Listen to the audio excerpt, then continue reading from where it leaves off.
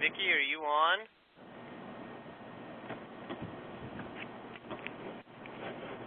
Huh.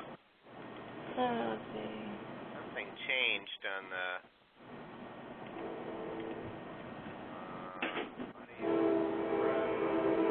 Oh, she's on mute? Oh, she on mute. Oh, she has headphones on. It looks like she cannot talk. Is that what that is?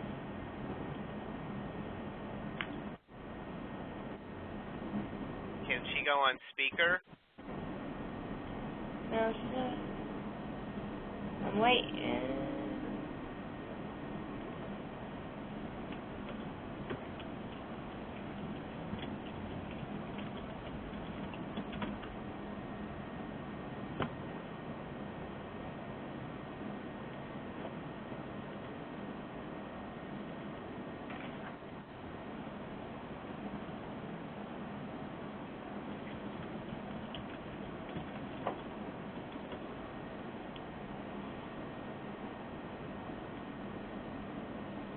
Oh, she thinks she is.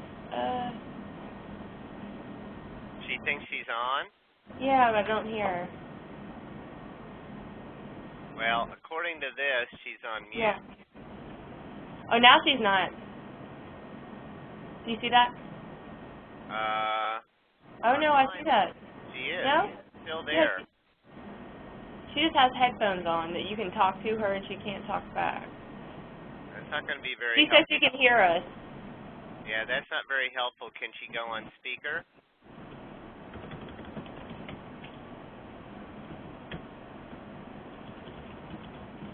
And particularly with Vicky and Marilyn together, if they can't talk, this is going to be quite limited.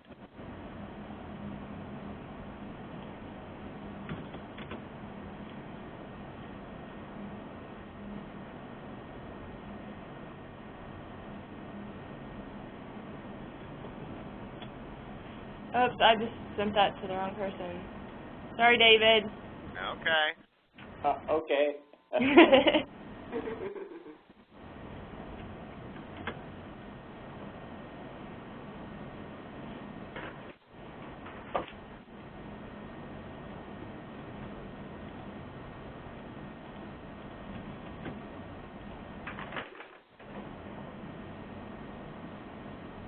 Well, okay.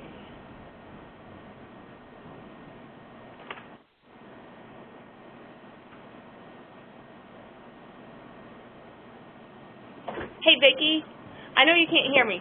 I posted those instructions. You call this teleconference number line, the 1-877-668-4490 number, and then she'll greet you, and then she'll ask you to enter your access code, which would be 620-186-395.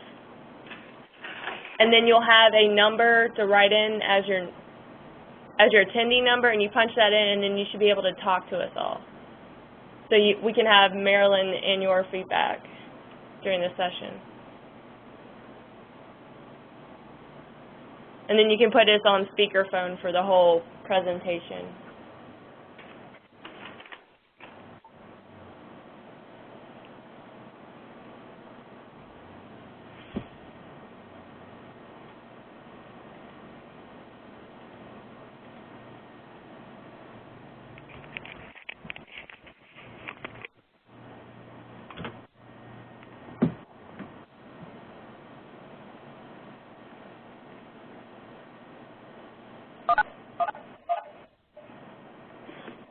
Oh, it looks like Can you hear us now? Yes, we can. Okay, good. But why is there an echo? Bad echo. Everybody.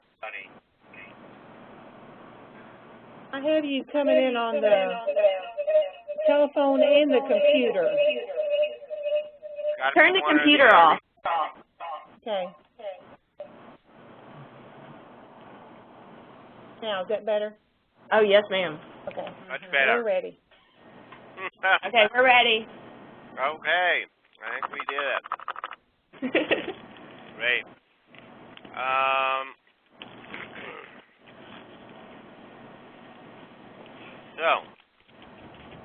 from everybody. And let me give you an idea of, excuse me.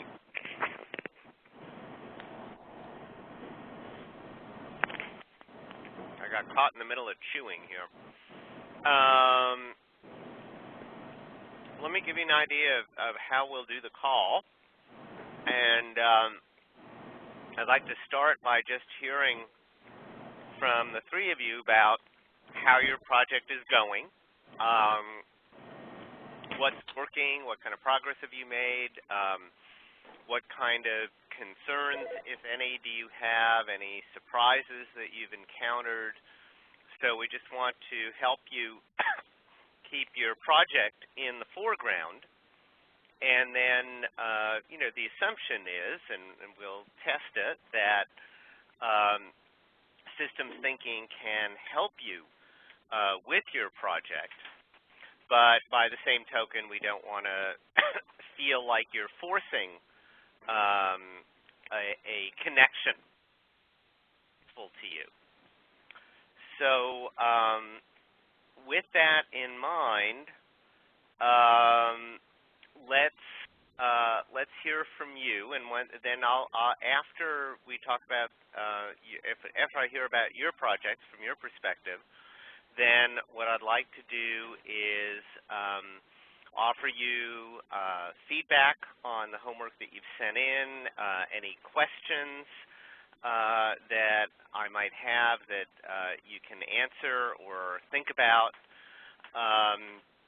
and then close with any questions you might still have about systems thinking or the conversation, and next steps. So that's where we're headed. We've certainly got plenty of time because we only have this one project that we're going to be talking about. So let's start with the project itself. How's the project going from your perspective? This is Vicki. I think the project is going fine. We've sort of been rushed because I'm going to be off starting next Wednesday for 6 weeks. So we're trying to get a bunch of projects done at one time. So got it. Just a little bit. Sort of got us a little confused here and there, I think, muddled, but we've got most of our projects done. We really haven't had any surprises with our project. I think it's coming along good. We've contacted a couple people, one at UK, to see if he can maybe guide us a little bit, too, on some of our answers to some of our questions. We've got lots of information gathered on what we want to put together. It's just a matter of getting all the answers correct, like how to react to a subpoena, to a court order, that type of thing is what we're shooting toward. Like I said, we've got a pre-test and a post-test ready. We haven't put that out. We're just going to do it in my health department and in Robin's health department. We're going to do that and just sort of see where everybody's at. And then after we do the instructions, we'll see how much they learn from what we instructed. So we're pretty much on time, or maybe ahead a little bit of where we think we ought to be. And this, the pre-test is sort of a baseline of where people are starting from? Correct. Is that what you mean by a pre-test?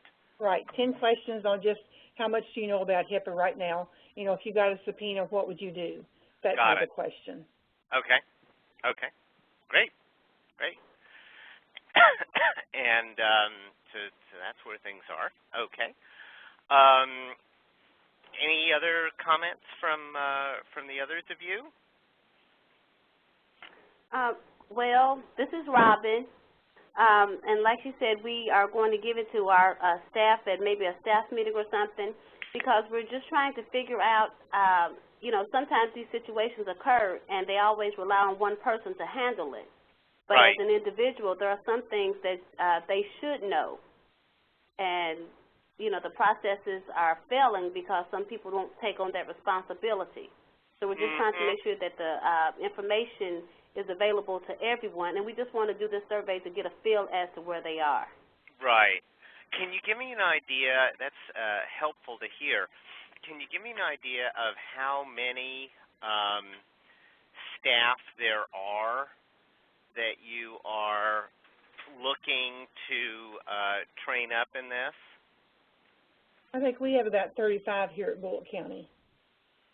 Okay. And we have 13 here at this clinic, but as this is for the whole department. We were just going to do the surveys in-house, but this should be something that is broad across the whole, actually, state.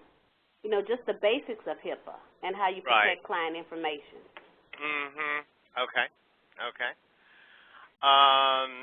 Do you agree, Vicki? Yes. Merlin, even yes. at one of the, I think the awards dinner that day, some of the people that were sitting at our table, when they heard what we were doing, they said, oh, please share with us when you get your answer so that we know too. Because what's on train, people just aren't understanding anymore afterwards than when they started. So I think it would be a good thing even if we could get it statewide, just something simple that answers the basic questions that most everybody statewide would be asking. Okay. Okay. Great. So let me, so I like your focusing question. And I think the graph, it's very, very simple, but it certainly raises visually the challenge that you're facing here. The two things that came, well, one question I had for you, are there any other previous projects that your colleagues have done in previous years? Did you look at the archive of previous projects to see if there's anything you can learn from them? From where, like here at the health department, previous K-Phillies or anything? No, previous K-Philly, yeah. No, not that I don't know anybody has worked on this project before. No. Okay. Ashley, is there an archive at this point? Yes, there would be on the website. I can look if you would like. I think it's that was part of the homework assignment, was to look for that. So I don't know, did you folks look and just not find anything, or did you not look at them? I didn't know to look. I didn't see that that was an assignment, I guess. Oh, okay.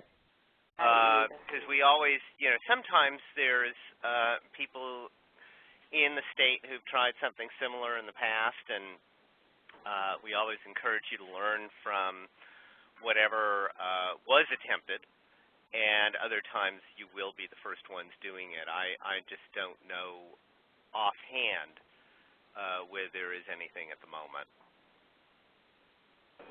Right. Okay. So that's one. Then there are two things that jumped out at me as I was looking at this. One was you mentioned that some of the information is not clear and leaves it open to interpretation. And I'm wondering, can a training, in fact, effectively address that or not? I think certainly it can, because I think on the train module, it really doesn't go into anything specific. It tells you a lot about the history and why it was made and what it does. But it doesn't really cite any examples of the things we might be facing every day. Uh-huh. So, yeah, I think we can make a big impact on what we are planning to do. Okay. Okay. So,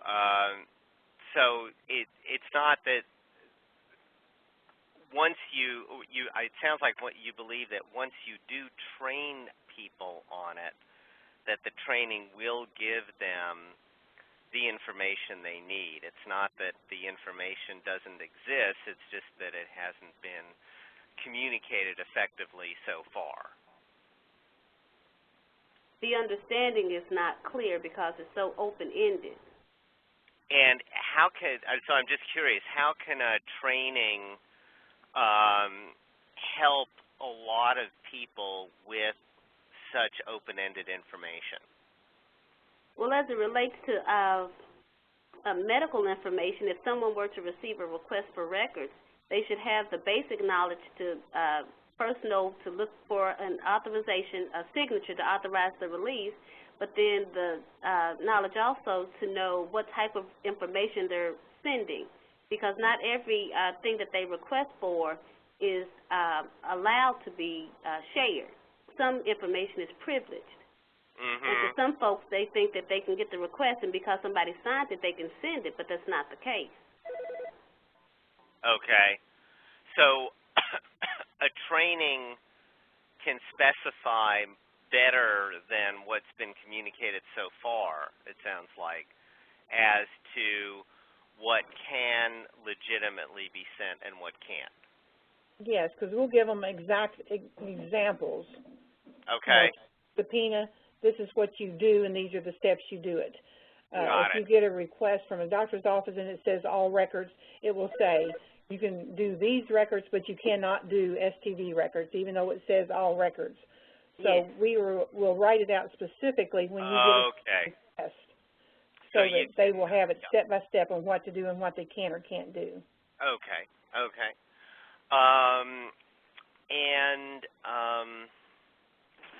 The other thing that it says the roles are not always clearly defined as to who needs to release the information, or should there only be a designated person that releases the information. Is that also been covered in the training? Well, that's what we want to do, because we think that would be better. But, of course, if that person's not here, that's one of the issues we're having here at our health department, is, one person pretty much is designated, and then no one knows what to do till that person gets back. So. Okay. So the dependence on the one person when they're absent. And so, if everybody had the basic knowledge or the basic resource to get the knowledge, then any particular person in that health department could take care of that request. With a manual that, specific situations in. Okay. And it sounds like sometimes there's been an effort to create a training binder as a substitute, in a sense, for the supervisor. Is that correct? No, that's our second choice that we may do instead of or including training all the staff, plus we will have a binder as a backup. Oh, okay. Training, and in case they forget, what did she tell me I do with the subpoena, we'll have it all listed in our little binder as a backup after the training. Oh, okay. So the training will include a binder. Yes. Oh, okay. Okay, I gotcha.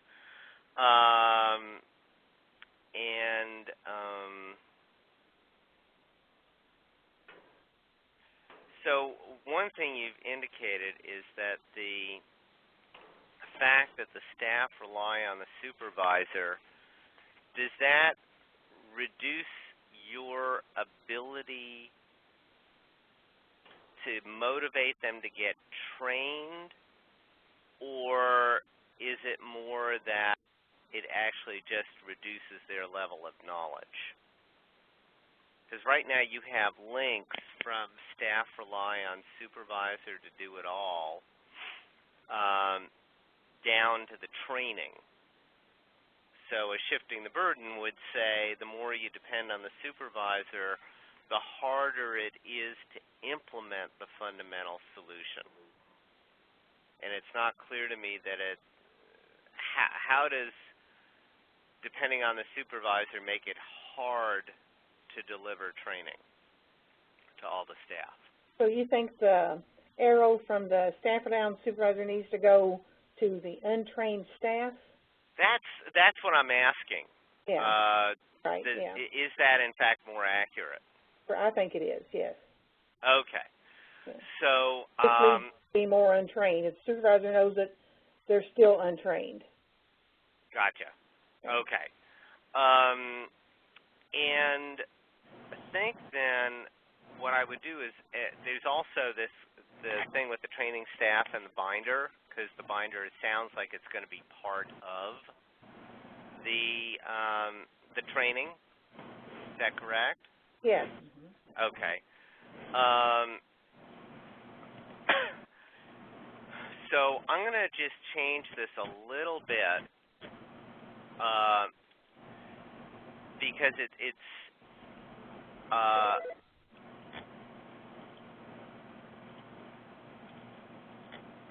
it's always helpful to state the problem symptom or often in the neutral, because it's not always clear that right now the fact that they're untrained, how can I say this? It sort of implies that the solution is training, when in fact the issue is not that they're not trained, the issue is that they don't have the knowledge.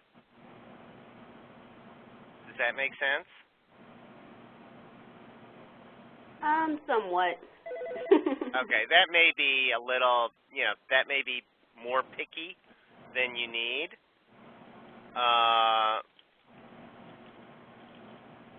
Hey, David. Yeah. I posted up there on the tab next to the whiteboard. It's the HIPAA it was a 2002 project. They looked at the HIPAA compliancy throughout the health departments, and they made up a checklist to help them increase awareness. So maybe this will be a useful tool as well. That would be great. So do you all see that up there at the top next to the whiteboard tab? Yes. Under the help button? HIPAA Final 02. Yes, and then there's the link. I posted the link. It's the second link in the chat box if you all need to access that. Great. Thank you. You're welcome. Good. So I'm just suggesting some changes. What you actually want to make is totally up to you.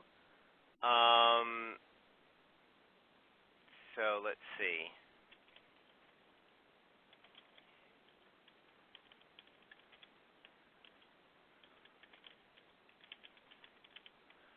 Okay, so we have the level of staff knowledge as that is low. The dependence on the supervisor increases, so that's an O.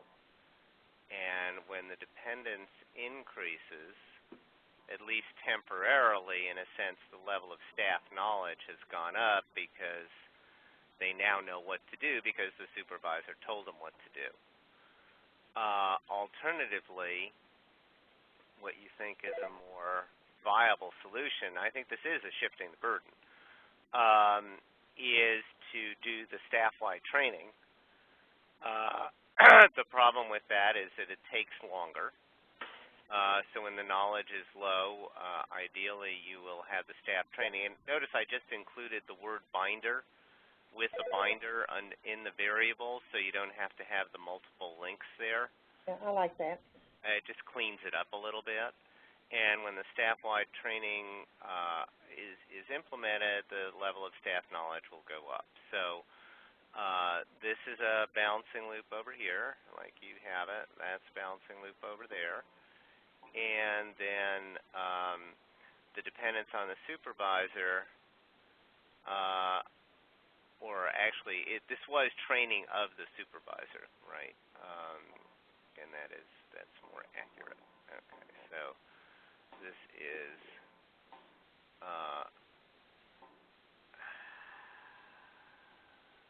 sorry about this. Clean that up. Okay, so this is supervisor training.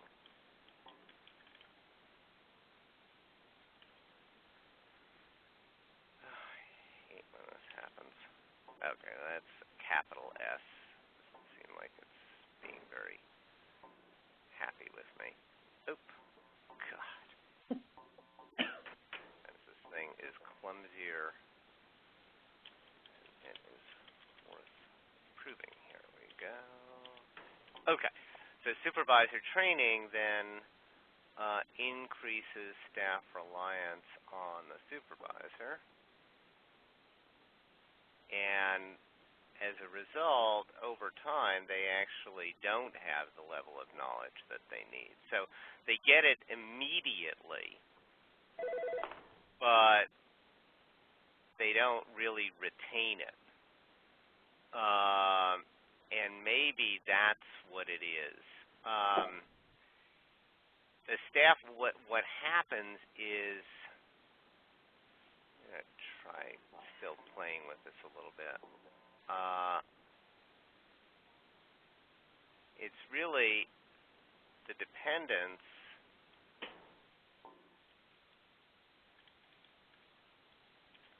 on supervisor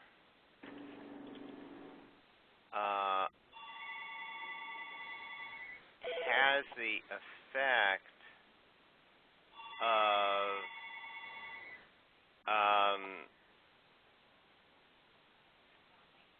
staff knowledge retention going down.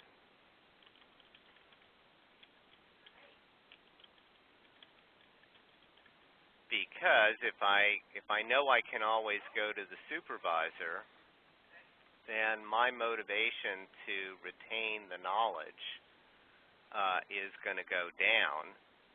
So the more I depend on the supervisor, the less knowledge I'm going to retain, and the less knowledge I retain, then the less knowledge I'm going to have over time.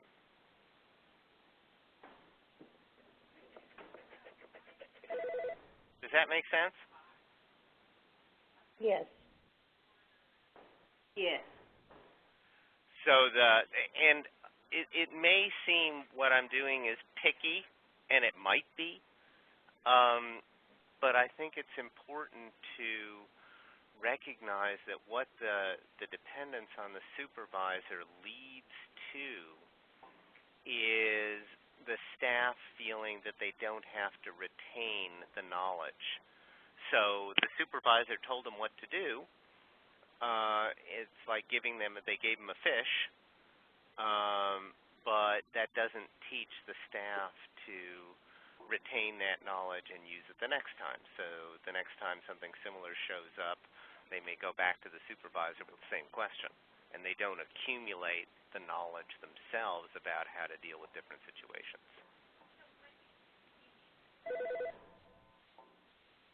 Does that make sense?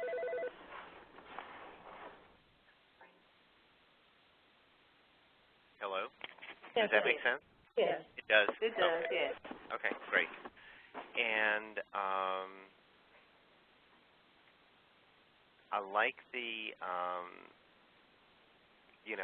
the mental models right now. I think are great.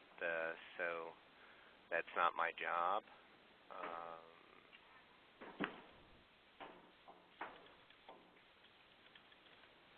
Okay, so we got that one, and that goes right exactly where you put it. So if I don't have the knowledge, I'm not going to, well, actually, in a sense, it would say, well, why do I have to go to a training? Because it's not my job. And the dependence, this also, I think, relates to the dependence on the supervisor. Sort of like, okay, well, it's not my job to get the knowledge through training, and it's not particularly my job to retain the knowledge, because that knowledge sits with the supervisor, and they're the ones I have to go to. And then the other one you said, I don't, I'll ask the supervisor.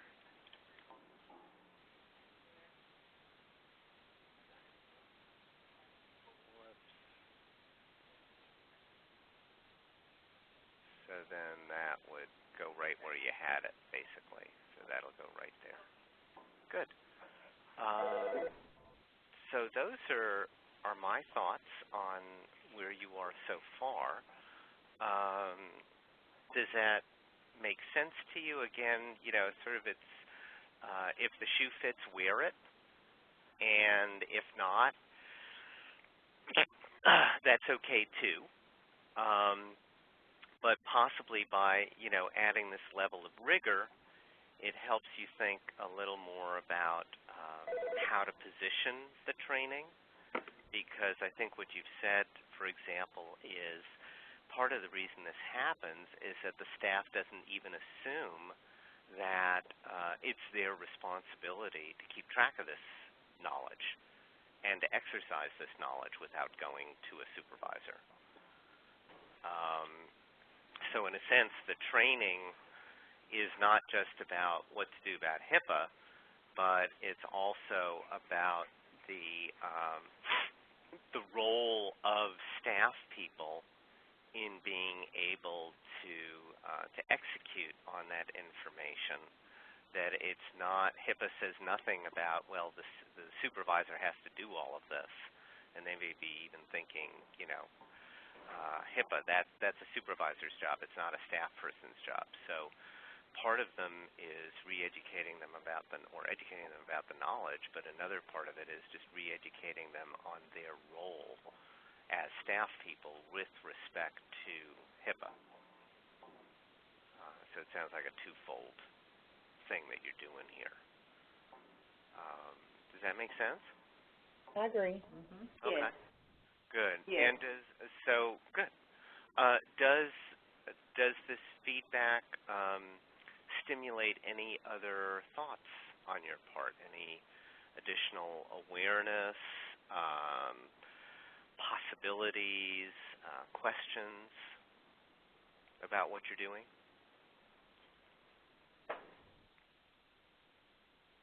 This is Vicki. I don't know that it does for me right now. This makes more sense and seems a little more simple, I guess, than what we had it. So I said it does make more sense to me this way. Okay. Okay, great. And the rest of you, any other reflections based on this little bit of conversation? I just want to add that, in making the staff aware that, the supervisors are told the knowledge, we want them to have the knowledge also to feel confident. That's, I feel like, the main goal, too. So I don't want to get caught up, with saying it's your responsibility without giving them the tool they need. Absolutely. Right. Absolutely. So what you're doing is the training is really, I think that you kind of really summarized it. The training is intended to do two things. It's intended to build responsibility and build confidence. Make them confident. Right. So, so maybe what we're really trying to do with the training and the binder, and I know this again is making it a little bit extensive, but as a result of the staff training, what you're looking for is staff responsibility and confidence or knowledge and confidence. So in a sense, those are the results, the intended results of the training. So with the training, these should increase. And when those increase, then it shifts. The level of staff knowledge will increase in a way that is more sustainable than simply running to your supervisor, getting an answer, going back and implementing it each time.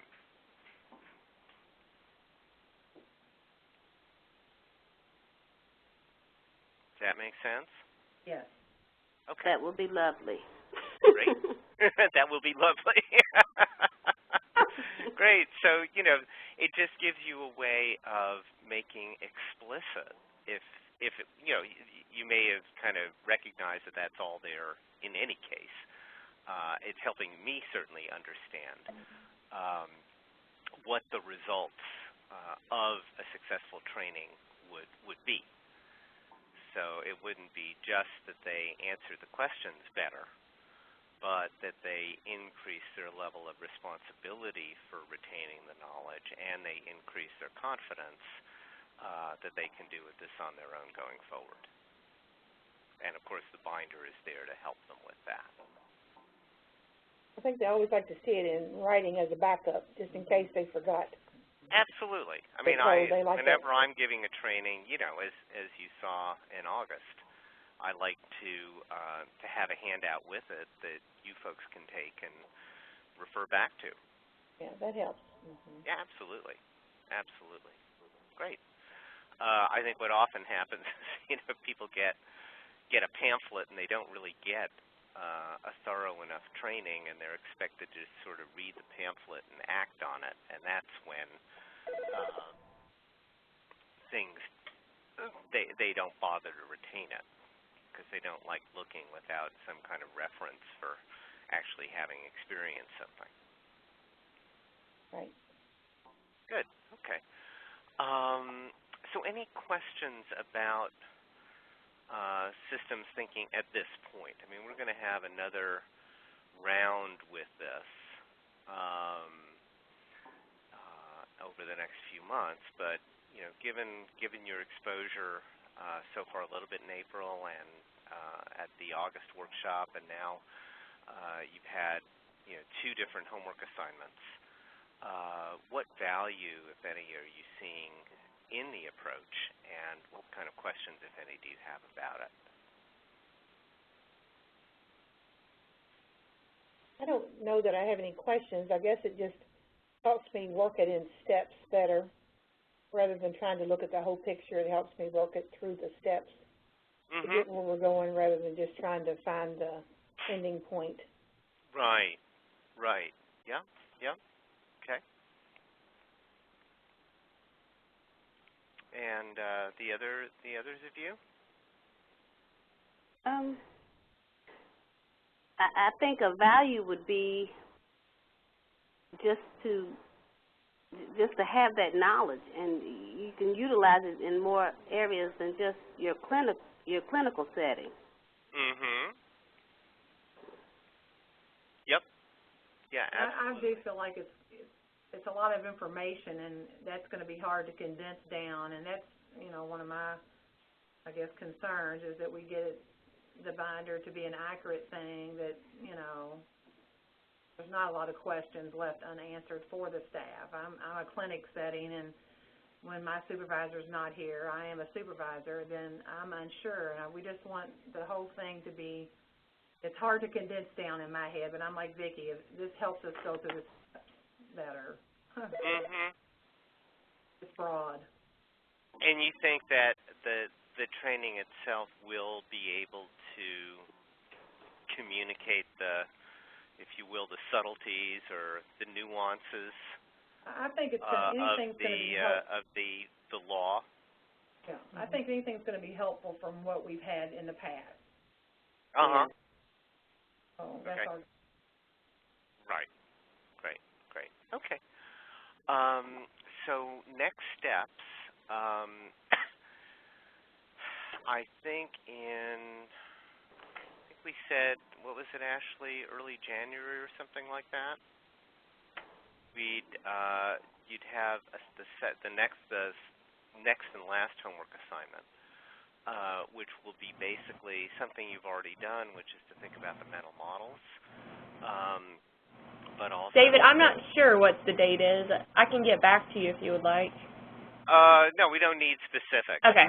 I think when we're talking with Erin, we said the next homework assignment would most likely be due sometime in January, I think. Okay. And basically what you'll be doing, and you don't need to write this down because it'll all be in writing, but you've already taken the step of identifying mental models, and I think that's great.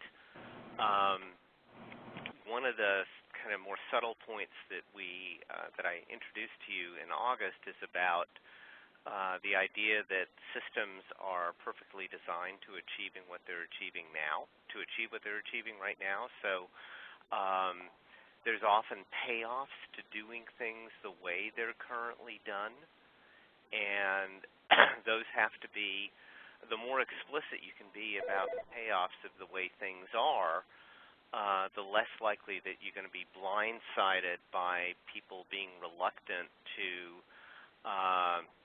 let go of those payoffs, those benefits, in making the changes. So, you'll have a chance to drill down a little further into not just the case for change here, but also the case against change. And then we'll take a look at leverage points in relation to the issue, and in this case, I think what you're currently working on with the training is, makes a lot of sense to me. And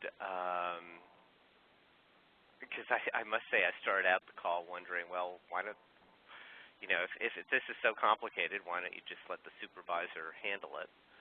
But the supervisors don't know sometimes. Well, it sounds like, one, the supervisors don't know, and secondly, they end up being a bottleneck for everybody else, and that can be a problem for your clients. And then, lastly, we ask people to do a little role play with a potentially resistant stakeholder to kind of anticipate what sorts of obstacles they may present and how you might, in conversation, relax those obstacles, relax those barriers. So in your case, the difficult stakeholder might not be the people who are approving the training, but it could be someone who comes to your class and they feel like they have to go to the class, but why do I really have to learn this stuff anyhow? And that kind of stuff. So you'll have an opportunity to kind of play that out, think about it, and come up with some useful responses to them. So does that? That's where we're headed. And do you have any other questions at this time? I don't. I'm in good shape. Okay. I don't. Great. Good. I think this project sounds to me pretty straightforward, and so I just wish you, continued success with it, and look forward to being in touch with you after the new year. Okay. Thank you very much for your help. You're very, very welcome. Take care. Thank you. Thank you. Bye-bye. Oh, yeah. See you, David. Yep. Thank you. Okay, David, was there anything you wanted to add? I'm sorry, before we jump off the phone, if people are still on, I realize I always like to ask the mentor if there's something that you want to add to what we've been talking about. Not really, except it appears to me that and maybe I'm wrong, the binder is kind of an interpretation of the law. Okay. Anytime you have an interpretation that you want people to implement,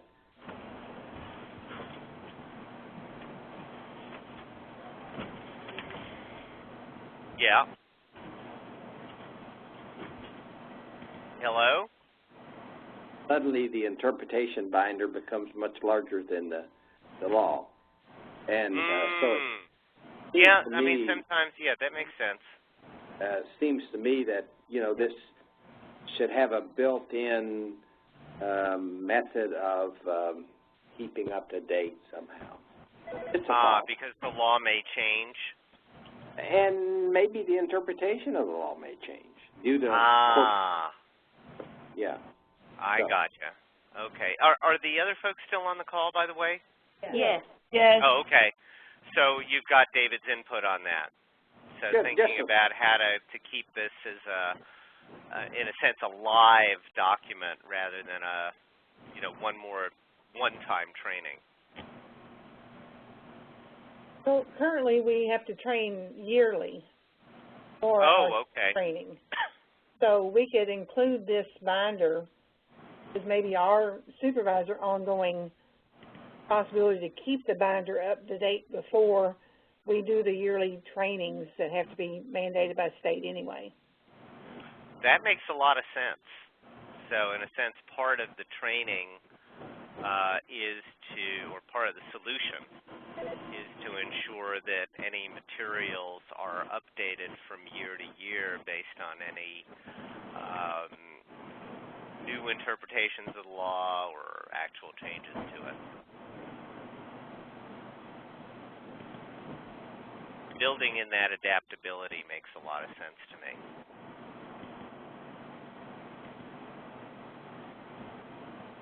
Great. Thank you, David. Any other thoughts on your side? No, I'm fine. I think this group has done a good job, and they're under a little handicap right now by rushing through some things, but I know they're going to get back on this and do a great job. Very good. Very good. Well, good luck to you all, and Vicki, I'm not quite sure what your break is about, but I hope it's a good one for you. It'll be okay. Thanks. All righty. Take care, everybody. Very much. Bye-bye. Bye. Yeah.